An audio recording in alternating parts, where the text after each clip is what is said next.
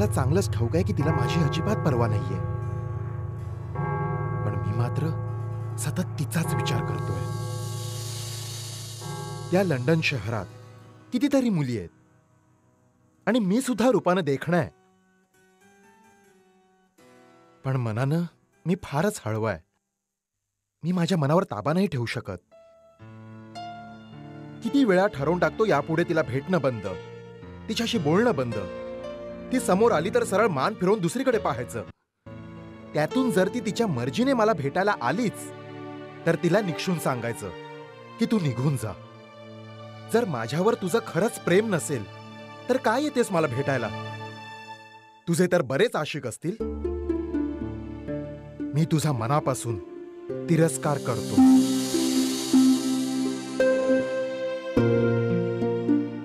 तसं पाहायला गेलं तर आझमचा राग रास्तच आहे. जेन आजही नेहमीसारखं वचन देऊनही आली नाही आणि असं वागायची ही काही तिची पहिली वेळ नाही.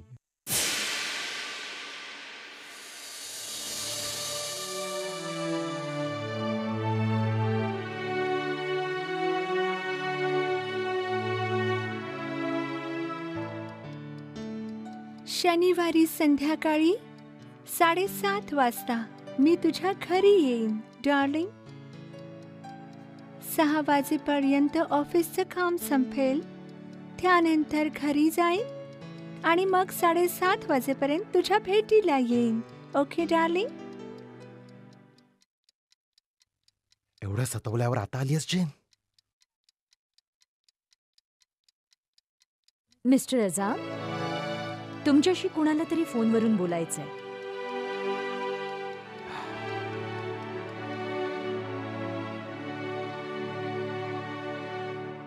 कोण बोलताय? मी आहे डार्लिंग. खूप रागावलायस का माझ्यावर? म्हणजे तुझ्या आवाजावरून तसं वाटतंय. माझा काही दोष नाहीये. मी खरं तर यायलाच निघाले, तितक्यात कुणीतरी भेटायला आलं. प्लीज आझम, मला समजून घे, मला क्षमा कर. पण किमान एक कॉल तरी करायचा होता ना जेन.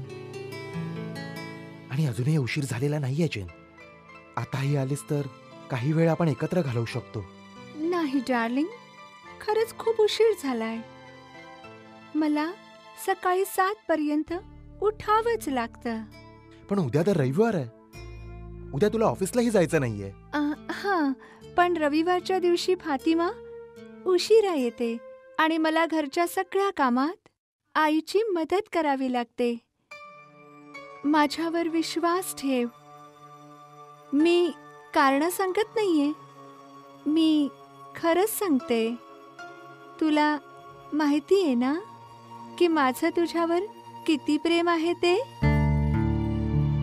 बरं ठीक आहे, उद्या 12च्या सुमारास मी तुला टेलिफोन करेन आणि त्यानंतर भेटण्याची वेळ नक्की करेन. पण आता यावेळेस प्लीज.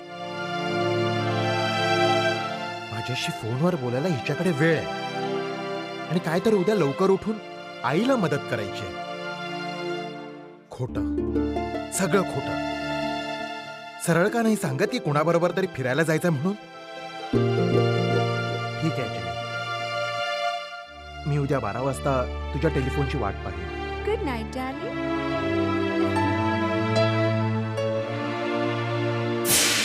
आणि दुसऱ्या दिवशी फोनचा पत्ताच नाही.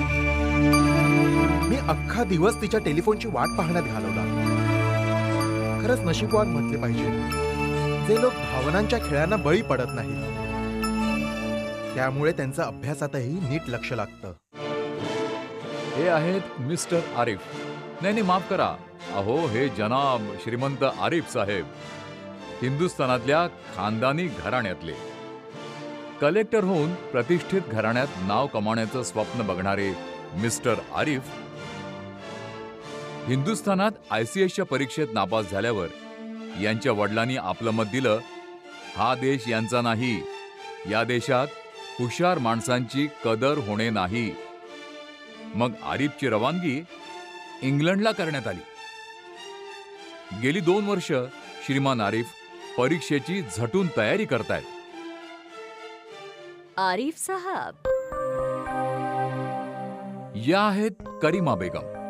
भारतीय नारींच्या आपण एकमेव प्रतिनिधी आहोत अशी यांची धारणा आहे.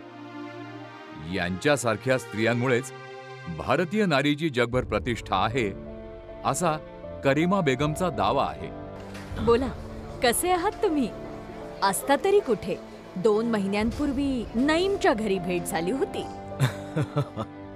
मी असं जातोच कुणाकडे.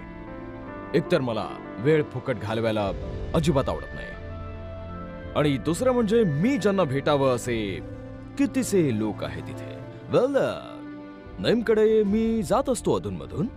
नईम खानदानी घराण्यातला आहे आणि नात्यातला सुद्धा. हे आहेत नईमुद्दीन उर्फ नईम, ज्यांचा उल्लेख नुकताच आरिफनं केला. हिंदुस्थानातून शिक्षणासाठी 2-3 वर्ष इंग्लंडला येणाऱ्या, परंतु 4-5 वर्ष उलटून गेल्यावरही इथेच बस्तान बसवणाऱ्या भारतीय विद्यार्थ्यांपैकी ते एक आहेत.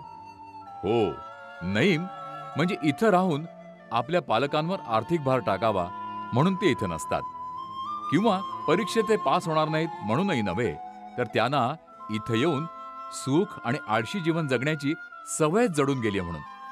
नईम सारखे लोक सुरुवातीला आपल्या बुद्धीची चुणूक दाखवून उत्तम छाप पाडतात, मग 1-1.5 वर्षांनी सुस्त व्हायला लागतात आणि नंतर चक्क इंग्लंडला चिकटून राहतात. त्यांच्याबरोबर त्यांच्यानंतरही हिंदुस्थानातून विद्यार्थी इंग्लंडमध्ये येतात, येऊन परत जातात, पण नईम सारख्यांवर त्याचा काही परिणाम होत नाही.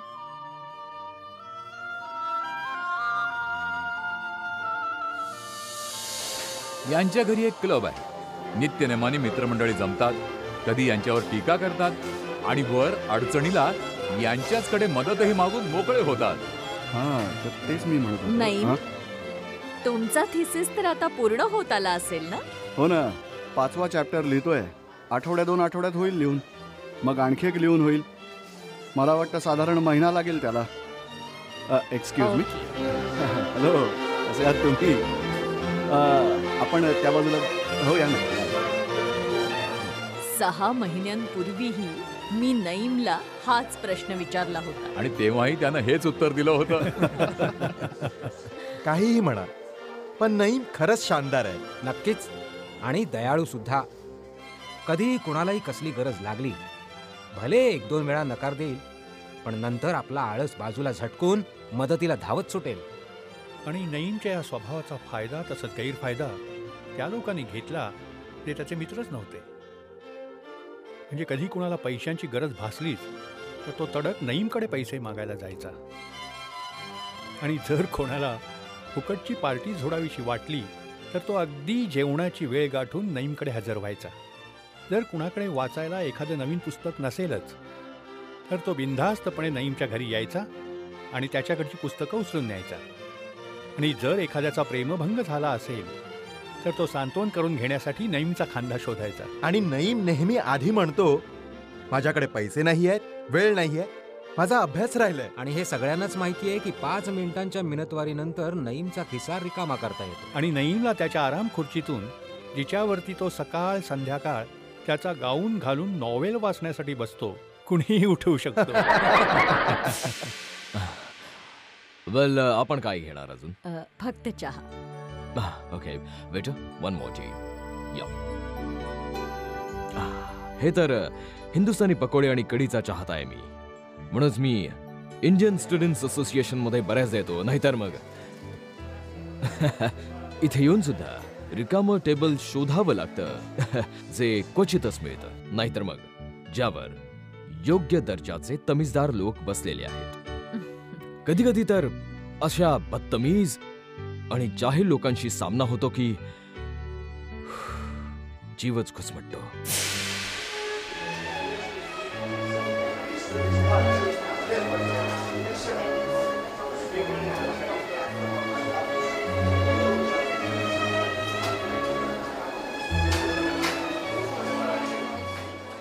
या मिस्टर आरिफ. अहो बसा हो, आमच्यासोबत बसल्याने तुमचं स्टेटस कमी होणार नाहीये, शिवाय दुसरी जागाही रिकामी नाहीये. यप. एहसान आणि राऊफ ही दोनही या कथेतली दोन महत्वाची व्यक्तिमत्व, महत्वाची पात्र आहेत. त्यांच्याबद्दल जास्त सांगू लागलो तर त्यांचं संभाषण, त्यांचं गुप्तगू आपल्याला ऐकूच येणार नाही. आरिफ साहेब, समजा तुम्ही एखाद्या जिल्ह्याचे मॅजिस्ट्रेट म्हणून रुजू झालात आणि तिथे येऊन आम्ही काही राजकीय चळवळ वगैरे चालवली, तर तुम्ही आम्हाला अटक कराल का? आम्ही काढलेल्या मोर्चावर गोळी चालवायचा आदेश द्याल? वेल जनाब, ड्युटी इज ड्युटी. पण आपण हे कसं गृहीत धरलं की मी निरपराध्यांना अटक करेन किंवा बेजुबानांवर गोळ्या चालवेन? त्याचा अर्थ असा आहे की तुम्ही आत्तापासूनच इंग्रजांच्या सुरात सूर मिसळून ड्युटी करायला सज्ज झालात आणि तुम्ही त्याच्यातच खुश आहात. कडी भात. मग आणखी काय करणार? सरकारी हुकूम मानण्याचे फायदे तर जगजाहीर आहेत. दौलत, ताकद आणि थोडीफार गरीब जनतेवर हुकूमत. आता तुमच्यासारख्या मूर्ख लोकांना मदत करण्यात काडी इतकाही फायदा नाही, उलट नुकसानच जास्त आहे. बघा, आधी तर कोणी लक्षच देत नाही. तुम्ही भले स्वातंत्र्य स्वातंत्र्य ओरडत बसा. आता खूपच घसा फाडलात आणि आकाश पाताळ एक केलं तर जेलमध्ये जाऊन बसा. आणि घरी तुमच्या बायका पोरं उपाशी मरणार. आणि 2-3 वर्षानंतर जेव्हा जेलमधून सुटका होईल तेव्हा माती मिसळलेल्या भाकऱ्या खाऊन खाऊन तुमची तब्येत जी काय तगडी झालेली असते ना, काही विचारू नका. बस मग एकच मार्ग उरतो, प्रार्थनेचा. घरी बसून देवाला बोल लावत राहा. थोड्या दिवसांनी देव तुम्हाला बोलावून घेतो. आणि जर दुसरा मार्ग या अशा ठिकाणी जाऊन थांबत असेल तर मग इंग्रजांचा मार्ग अवलंबून आरिफने काय चूक केली? ठीक आहे, ठीक आहे, ठीक आहे. अकबराने म्हटलंच आहे, पावरोटी खा, कारकुनी कर आणि सगळं विसरून जा. पण आता परिस्थिती अशी आहे, ना कारकुनी उरली आहे ना पावरोटी. त्यामुळे आपल्यासारख्या प्रामाणिक तरुणांना भुकेल्यांच्या टोळीत सामील व्हावं लागतं. Excuse me please. स्वतःला समजतो काय? अरे बोलतो कसा हा? जणू हिंदी बोलता येतच नाही. जन्मजात इंग्रज आहे हा. कलेक्टर होण्याच्या स्वप्नामागे धावता धावता त्याच्या डोक्यामध्ये हे अगदी पक्क घुसलंय की इंग्रजांसारखं इंग्रजी बोलणं आणि त्यांच्यासारखे कपडे घालणं हे कलेक्टर होण्यासाठी आवश्यक आहे. खरं तर हा त्या एका पंथाचा आहे. त्यांना हे सांगायला अभिमान वाटतो की मला माझी मातृभाषा येत नाही. हे तर स्वतःला इंग्रजांपेक्षाही वरचढ समजतात. अशीच एक व्यक्ती जी आमच्या शहरात कलेक्टर होती, तिच्या बाबतीत एक मशहूर किस्सा आहे. म्हणजे बघ, बकरीच्या दिवशी त्याने आपल्या मुन्शीला विचारलं, अरे मुन्शे, आज असं म्हणतात की काहीतरी तुमच्या पराधीन आहे. ही तर मागच्या पिढीतली गोष्ट आहे. पण जर असा समज असेल की त्यावेळच्या त्या काळच्या माणसांपेक्षा आत्ताच्या माणसांमध्ये काही बदल झाला आहे, तर तो चुकीचा समज आहे. खरं तर हे लोक आमच्यावर जळतात. ज्या नोकऱ्यांवर हे टीका करतात, जर या त्यांना मिळाल्या तर ते खुशी खुशी या स्वीकारतील. तेव्हा ते नॅशनलिझम, बॉल्शेविझम सगळं काही विसरतील. असलमध्ये हे सगळे लोक मेहनतीला घाबरतात. यांना चांगल्या प्रकारे माहिती आहे की हे मुश्किल एक्झामिनेशन्स कधीच पास नाही होऊ शकणार. इथे लंडनमध्ये राहून ते भाषणं ठोकतात, गव्हर्नमेंटला शिव्या देतात. पण जेव्हा हिंदुस्थानात परत जातात तेव्हा सगळी शेखी मारणं विसरून जातात. ज्या मॅजिस्ट्रेटला शिव्या देत असतात त्याच मॅजिस्ट्रेटला सलाम करण्यासाठी त्याच्या बंगल्यावर रोज जातात आणि त्यांचा ऑर्डरली पण पाण उतारा करतो.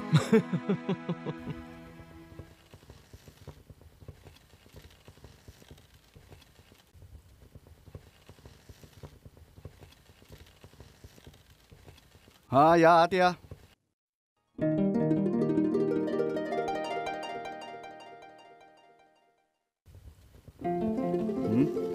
कोण आहे? आत या ना.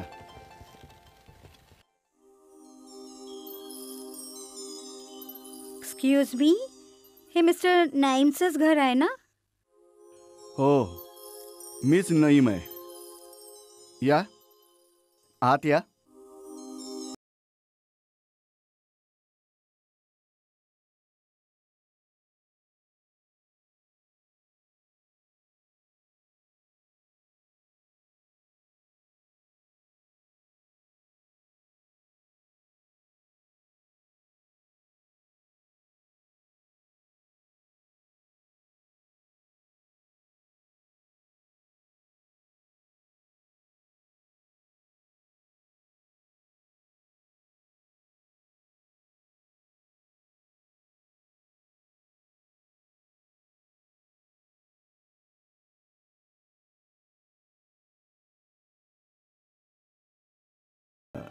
रॉफही एवढ्यात येईलच बघा.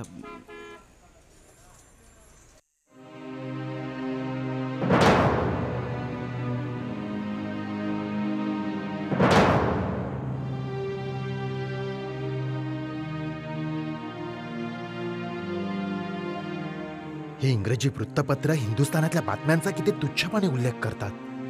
नेटिव्स म्हणे, आम्ही नेटिव्स. आणि हे कोण लागून गेले?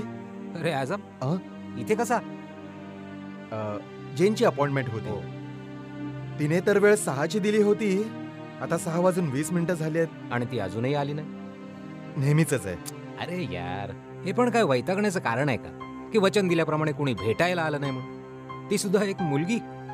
अरे नटण्या बिटण्यात बिचारीला वेळ लागला असेल. कदाचित तिला तिच्या ओठांच्या लिपस्टिकचा रंग आवडला नसेल, ती दुसरी ट्राय करत असेल. किंवा असंही असू शकतं की तिला तिची वेणी घालायला जरा जास्त वेळ लागला असेल. अरे उशीर होण्याची शेकडो कारणं असू शकतात बाबा. पण नईमकडे पार्टी आहे ना, आणि त्याने आम्हा दोघांनाही बोलवलंय. आता मला कळत नाहीये की मी काय करू. ओ, तुला पण नईमने इन्व्हाइट केलंय? मी पण तिकडेच चाललो होतो. चल बरोबरच जाऊया. जेनला नईमचं घर तर माहिती आहे ना? हा, मग ती सरळ तिकडे येईल. इथे थंडीत उगाच कुडकुडत बसणं काही अर्थ नाही. चल चल बाबा, इथे उभं राहून काय उपयोग आहे? आणि असं तर नाही की जेनने तुला इथे नाही बघितलं तर ती परत जाईल. तिला यायचं असेल तर नईमकडे ती येऊ शकते. चल, अरे चल ना. तुम्ही तुमचा कोट आणि हॅट काढून ठेवा. बाहेर पाऊस पडतोय. शिवाय तुमचे कपडेही भिजलेले आहेत. हो हो, बारीक बारीक पाऊस चालूच आहे. आणि फॉग तर खूपच पडलाय ना. रावफनी मी आज येणार आहे असं तुम्हाला सांगितलं नव्हतं का? तुम्ही या खुर्चीवर आरामात बसा ना. थँक्यू. मला इथे येऊन खूप बरं वाटतंय. ओके, मी या खुर्चीत बसते. ही खुर्ची खरंच खूप छान आहे. हो, पण तुम्ही कुठे बसणार? मी तुमच्या खुर्चीत बसली. माझी काळजी करू नका तुम्ही. मी दुसरी खुर्ची घेतो ना.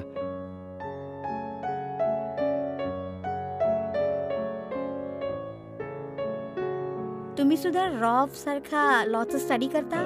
नाही नाही, मी इतिहासाचा विद्यार्थी आहे. म्हणजे हिस्ट्रीचा विद्यार्थी. लंडन युनिव्हर्सिटीतून डॉक्टरेट करतोय. आता बस झालं मजनू, एवढा उदास होऊ नकोस. जेन नक्की थोड्या वेळात पोहोचेल. आता काही ना काही कारणाने उशीर झाला असेल. धुकं पण खूप पडलंय, थंडीही आहे. घराबाहेर पडणं सेफ नाही आहे. हे चल, पबमध्ये जाऊया. जरा घसा गरम करून मग नईमकडे जाऊया. काय? हो जरूर. तशी ही शरीराला उष्णतेची गरज आहे. ओ,